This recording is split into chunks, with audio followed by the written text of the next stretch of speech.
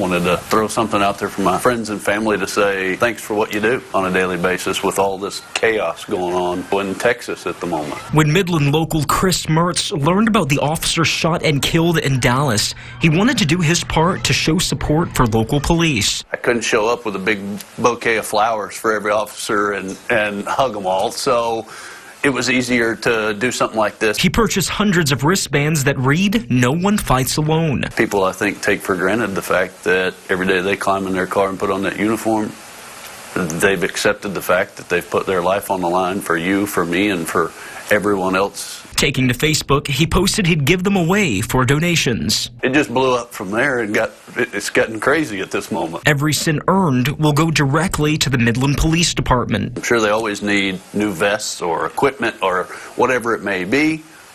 Hopefully what we do ends up helping them. He says 24 hours after he posted, nearly 200 people joining the cause. Donations have come in. I've had everything from $5 up to $500 donated for bands at this point. And he's glad he's not the only one who supports local police. The main goal at the end of the day right now is show your support for these folks. Their lives are on the line for us every day, and thank them for what they do.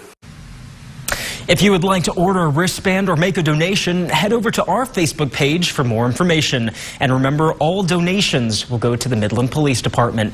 Live in the studio, Lupi Zapata, Local 2 News.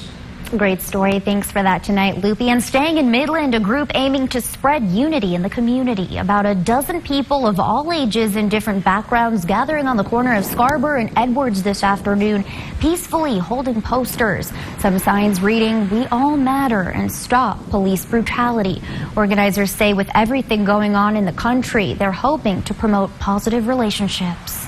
That we want to have a relationship with our law enforcement. We don't want our children to be afraid of law enforcement just because of what's happened everywhere. But yes, we do want a peaceful connection with our law enforcement. The group tells us they plan to host another rally in Odessa in the near future. And what do you think of this unity rally? Find us on our Facebook page. That's Local 2 News-KMID and let us know.